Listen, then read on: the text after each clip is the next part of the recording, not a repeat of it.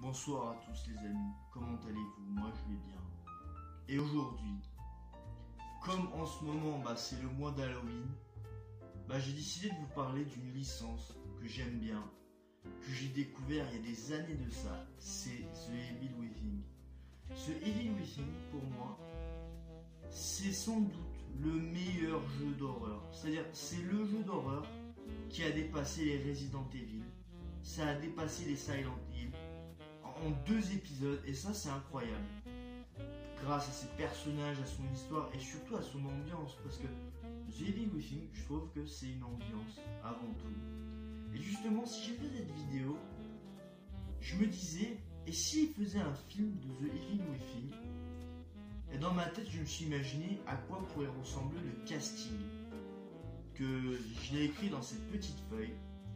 Alors, par contre, je tenais à vous prévenir, si vous ne connaissez pas du tout la licence Evil Within, il se peut que vous soyez perdu, dans mes explications, dans ce que je vais dire. Voilà, entre les personnages que je vais citer, entre les acteurs aussi que je vais citer, il se peut que je cite des acteurs que vous ne connaissez pas. Alors j'en cite des connus comme des moins connus. Et donc je vais commencer, sans perdre de temps. Le personnage principal de The Evil Within, c'est Sebastian Castellanos. Et Sebastian Castellanos, dans le jeu, voilà, c'est un homme blanc où il peut être un peu bronzé de peau et il est brun. Et pour lui, pour ce personnage, j'ai pensé à l'acteur Deji Cotrona. Alors Deji Cotrona, je l'ai découvert dans la série Une nuit en enfer, mais je l'ai aussi adoré dans le film Shazam, où on le voit 5 minutes dans le film. Il a fait des petits films à droite à gauche. Je trouve que c'est un acteur qui a du charisme, qui a de la gueule, qui sait comment jouer un personnage. Et ce qui est bien, c'est qu'il peut jouer un personnage badass. Et je trouve que lui, pour le rôle de Sebastian Castellanos, pourquoi pas, c'est un bon choix. Ensuite, pour le rôle de Julie Kidman, alors Julie Kidman, donc c'est la coéquipière de Sebastian Castellanos. Alors j'ai pensé à une actrice, beaucoup de gens vont pas être d'accord avec moi. J'ai pensé à Emma Watson. Alors il y en a, je les vois venir. Il y en a qui vont me mettre des dislikes ou ce genre de choses. Attendez, laissez-moi juste expliquer pourquoi est-ce que je vois Emma Watson dans le rôle de Julie Kidman. Parce que Emma Watson, elle a ce côté un peu... elle aime bien jouer les filles un peu intello qui sont douées. Et Julie Kidman, elle est douée, elle est forte en énigmes, c'est vraiment un personnage à laquelle on s'attache. Et oui, franchement, Emma Watson dans ce rôle, pourquoi pas. Surtout que Emma Watson, elle a pas fait faut dire ce qui est, elle a pas fait de rôle marquant depuis Hermione. Enfin, moi je trouve que cette actrice, elle m'a pas marqué tant que ça dans cette prestation que j'ai vue. Mais d'ailleurs, je trouve que Emma Watson, c'est une actrice beaucoup trop surcotée. Tout comme les acteurs de Harry Potter. Mais je trouve que la plus surcotée des actrices de Harry Potter, c'est Emma Watson. Et du coup, je me suis dit peut-être que... pourquoi pas elle dans le rôle de Julie Kidman. Ensuite, dans le rôle du méchant, le méchant de The Evil Within. Alors, je tiens à préciser que je parle que de l'adaptation de The Evil Within 1. Après je parlerai sans doute de Evil Within 2. Mais d'abord là, Evil Within 1. Dans le rôle du méchant, d'ailleurs le méchant de The Evil Within 1, c'est Ruvik. Et alors pour lui, j'ai pensé à quelqu'un qui est chauve et qui est tout maigre et qui a une tête de psychopathe. Et alors là, j'ai pensé à l'acteur Gustav Skarsgård. J'espère que je prononce bien son nom. Alors lui, ce nom vous est peut-être familier parce qu'on le voit dans la série Viking. Voilà, Viking, c'est celui qui joue le rôle de Floki. Et je trouve qu'il a quelque chose, ce mec, c'est-à-dire, on sait qu'il a un côté un peu psychopathe. Alors lui, tu le mets dans le rôle de Ruvik, tu le rases entièrement, plus un poil sur la tête. Tu le maquilles un peu, tu lui mets une capuche blanche, c'est bon quoi. Ensuite, dans le rôle de Joseph Oda. Alors Joseph Oda, c'est le collègue de Sébastien Castellanos et de Julie Kidman. C'est le personnage asiatique à lunettes qu'on voit dans The Evil Within 1. Et je ne pense pas qu'il y ait dans le 2. Alors, bon, je sais, c'est un peu cliché, mais j'ai pensé à comment il s'appelle, Lee Byung-hun. Alors, pour ceux qui savent pas qui est cet acteur, c'est l'acteur qui joue dans G.I. Joe. Et il joue également, on le voit vite fait dans le film Terminator Genesis. Alors, vous allez me dire, ok, c'est un acteur de 50 ans, le personnage de Joseph, il en a 30, mais cet acteur, quand on le regarde, il fait pas du tout 50 ans. Il ressemble beaucoup à un homme de 30 ans. C'est-à-dire, il est bien entretenu, il a la forme, il a la pêche. Donc, lui, dans le rôle de Joseph, je trouve qu'il serait nickel. Ensuite, dans le rôle de l'infirmière. Alors, l'infirmière dans The Evil Within 1, c'est... voilà, à chaque fois que Sébastien Castellanos il se dirige dans... À chaque fois quand dans le jeu on se dirige dans l'hôpital psychiatrique pour sauvegarder sa partie, on tombe sur une infirmière. Alors, bon, je pense que s'il faisait le film de The Evil Within, cette infirmière, on ne la verra pas souvent. Je pense que 5 minutes à l'écran pour ce personnage, ça serait nickel. Et alors, pour cette actrice, j'ai pensé à une actrice voilà, qui est un peu hispanique. J'ai pensé à Yvette Montréal. Alors, qui est Yvette Montréal?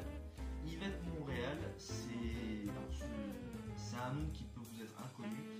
C'est l'actrice qui joue dans Rambo Last Blood, dont j'ai fait une critique d'ailleurs, que je vous invite à voir. Elle joue dans Rambo Last Blood, elle joue le rôle de la fille adoptive de Rambo. Et ce que je trouve bien chez cette actrice, je trouve que dans Rambo 5, elle m'a convaincu, c'est-à-dire voilà le rôle de l'adolescente un peu naïve et tout. Maintenant, elle, j'aimerais bien la voir jouer autre chose. J'aimerais bien la voir jouer voilà, le personnage de l'infirmière qui est censé être rassurante et tout. Ensuite, dans le rôle du docteur Jiménez. Alors, si vous remarquez bien le docteur Jiménez, si on voit son visage dans le jeu vidéo, il est clairement inspiré de l'acteur Anthony Hopkins. C'est-à-dire, voilà, c'est l'acteur Anthony Hopkins, mais version hispanique. D'ailleurs, j'ai pensé à Anthony Hopkins, sauf que le problème, c'est qu'Anthony Hopkins, il a 82 ans. Et bon, voilà, quoi, tu mets un personnage, tu mets un docteur qui a 82 ans dans le film Evil Within, je pense pas que ça serait crédible. Du coup, alors, j'ai pensé à 2 acteurs pour le jouer. Mon premier choix serait... J'ai pensé à Jeffrey Dean Morgan parce que je suis fan de Jeffrey Dean Morgan. Je trouve que c'est un acteur qui peut jouer dans tous les terrains. Voilà, bon, on a l'habitude de le voir jouer le psychopathe dans le film Watchmen et dans la série Walking Dead. Mais je trouve que c'est un acteur qui vaut bien plus que ça. D'ailleurs, je trouve même que Jeffrey Dean Morgan, c'est un acteur qui est sous-coté. Et ensuite, en deuxième choix, j'avais pensé à Javier Bardem pour jouer le docteur Jiménez. Alors, Javier Bardem, pareil, c'est... Ah, est-ce qu'il est sous-coté? Peut-être moins que Jeffrey Dean Morgan. Alors lui, je l'ai vu jouer dans Skyfall. La première fois que j'ai découvert, c'était dans Skyfall. Ensuite, je l'ai vu dans le film No Country for Old Men. Mais c'est vrai que lui, pareil, le voir jouer le rôle d'un gentil, ça serait pareil. Ah oui, ça serait bien. Et aussi, je l'ai vu jouer dans le film Pirates des Caraïbes 5, où il a fait que des rôles de méchants, mais voilà, j'aimerais bien lui le voir dans un rôle de gentil. Je trouve qu'il serait bien. Ensuite, bon, pour en venir au personnage de The Evil Within 2, il y a 2 personnages que je vais vous citer. C'est Stefano et le père Théodore. Alors, pour le personnage de Stefano, et le père Théodore, c'est les méchants de The Evil Within 2. Sachant que The Evil Within 2, ça a les mêmes héros. Donc Sébastien Castellanos est de retour, Julie Kidman est de retour. Et par contre, je sais pas si le personnage de Joseph est de retour. Ça fait longtemps que je n'ai pas joué à The Evil Within 2. Mais si jamais je remets la main sur le jeu, faudrait que je le voie d'ailleurs. Faudrait que je me retape The Evil Within 2. Alors, Stefano. Alors Stefano, c'est un personnage classe qui aime prendre des photos et tout. Bah, je verrais bien Mads Mikkelsen. Je trouve que Mads Mikkelsen, c'est un putain d'acteur. Alors pour jouer les méchants qui sont classe, qui sont charismatiques, il n'y a pas plus classe. Alors lui, la première fois que je l'ai vu, c'est dans le film Casino Royale, le premier James Bond avec Daniel Craig.